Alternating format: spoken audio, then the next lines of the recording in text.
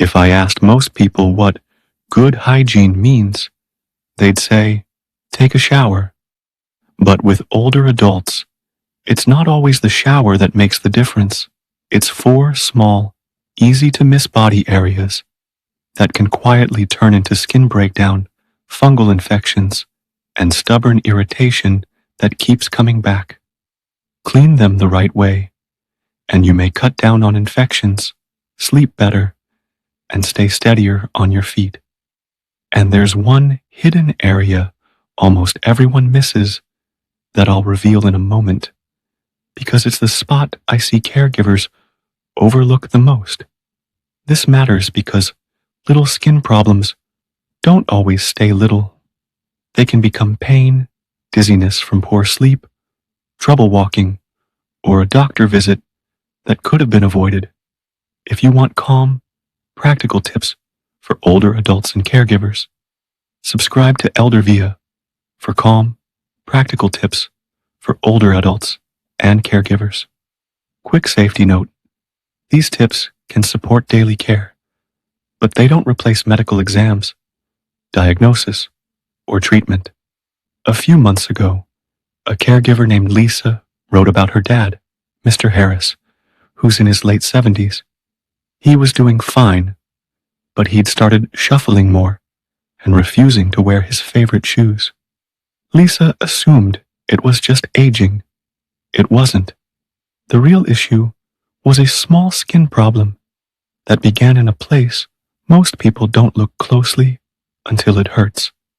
That's why today is about 4 specific wash zones that can make daily life smoother, especially if you have diabetes, circulation issues, arthritis, or you're helping someone who does. Let's start with the feet, because feet don't just carry you, they protect your independence. What to wash? The entire foot, but especially between the toes, the bottoms, and around the nails. Why it matters: warm, damp spaces help fungus and bacteria grow, and in many cases, older adults don't feel early irritation as strongly, especially with neuropathy. A plain English evidence line is this: when skin stays moist and trapped, germs thrive. When skin is clean and dry, the barrier stays stronger. How to do it? In the shower or at the sink, use warm water, mild soap, and your hand, or a soft washcloth. Don't scrub hard. Then rinse well and dry, like you mean it, especially between every toe. If bending is hard, a long-handled sponge helps. If toenails are thick, don't dig with sharp tools. Just wash around them and consider a podiatrist for trimming. And here's the secret within the secret most people miss. After drying, take 10 seconds to look between the toes and under the forefoot for peeling, redness, or a small crack. That tiny crack is sometimes where bigger problems begin. Now the second spot, the armpits and the skin folds nearby. Even if someone doesn't sweat much anymore, armpits still collect oil, dead skin, and deodorant buildup. Why it matters? Skin that stays coated can get irritated, and yeast can overgrow in warm folds, especially with diabetes, or if you sit a lot. How to do it? Wash gently with mild soap, rinse thoroughly, and pat dry. If irritation is common, switch to a fragrance-free cleanser and a simple, unscented antiperspirant. For people with limited mobility, a damp washcloth followed by a dry towel can be enough on non-shower days. And if you notice a sour smell that returns fast or a rash that looks shiny, that's a good reason to keep watching, because the later routine I'll share includes a simple drying step that often helps. Third, behind the ears and the creases where the ear meets the scalp. This is one of those places people forget because it doesn't feel dirty and hair can hide it. Why it matters: oils and skin flakes build up there, and glasses or hearing aids can rub, creating irritation and small sores. In many cases, that sore spot becomes infected simply because it stays moist and gets overlooked. How to do it? In the shower, run soapy fingers behind the ears and along the crease, then rinse. If the person wears hearing aids, take them out during washing. Dry the area fully and wipe the device according to its instructions. If there's dry, flaky skin, a gentle, fragrance-free moisturizer after drying can support the skin barrier. And if you're a caregiver, good bathroom lighting here makes a big difference. This is a spot you can't field check reliably. You need to see it. Fourth, the belly button and the surrounding skin. It sounds almost too simple, but it's a real trouble spot, especially if someone has limited mobility, a deeper navel, or a little abdominal fold. Why it matters. Lint, sweat, and the skin oils collect there, and bacteria or yeast can grow in the warm, low airflow space. How to do it? In the shower, let warm water run over it, then use a mild soap on a fingertip or soft cloth. Rinse well, then pat dry. If the navel is deep, a cotton swab can help. But don't poke hard. Think gentle wipe, not digging. If you ever notice a strong odor, persistent redness, or drainage, that's not something to ignore. Here's what happened with Mr. Harris. Lisa finally looked closely at his feet after he complained, "My sock feels weird." Between two toes was a soft, whitish area with a small crack. Not dramatic, but it hurt with every step, and he was changing how he walked. She started a simple, nightly wash and dry routine, changed his socks more often, and made sure his shoes were fully dry. Within a couple of weeks, he was steadier, sleeping better, and more willing to take short walks again. That's the kind of quiet win that doesn't make headlines, but it can keep life more comfortable.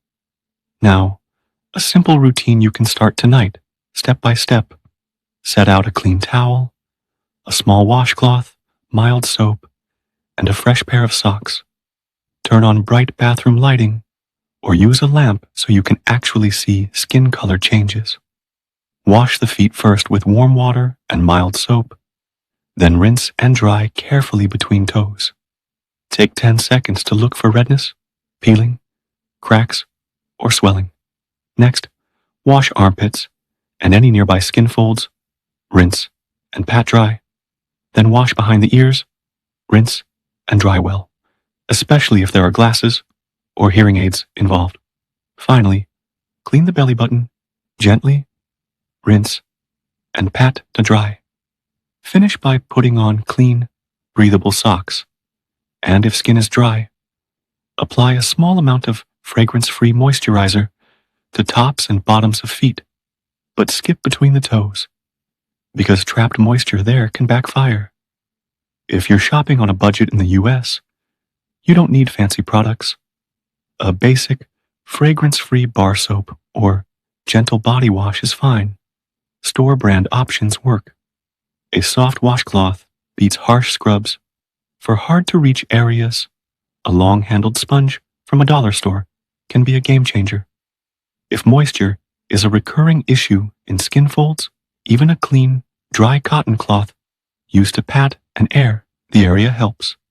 And socks matter more than people think.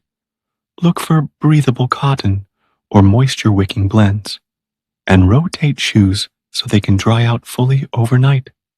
A few extra habits can boost results. Hydration supports skin health, so sipping water through the day can help in many cases, unless your clinician has you on fluid limits. Keep showers warm, not hot, because hot water can dry skin and worsen itching. Make drying part of the routine, not an afterthought. If you're a caregiver, keep a small flashlight in the bathroom cabinet for quick skin checks. And if nighttime bathroom trips are common, a dim night light can prevent falls while still letting you see where you're stepping. Clean feet don't help if you trip on the way back to bed. Now, red flags. because sometimes washing isn't the answer and you need medical care.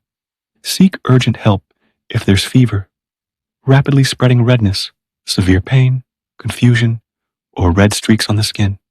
Call a clinician promptly for open sores, drainage, a bad odor that doesn't improve, new swelling in one foot, or a wound that isn't healing, especially with diabetes or poor circulation. And if a rash is worsening, despite gentle care, it deserves a professional look. So here's the calm takeaway.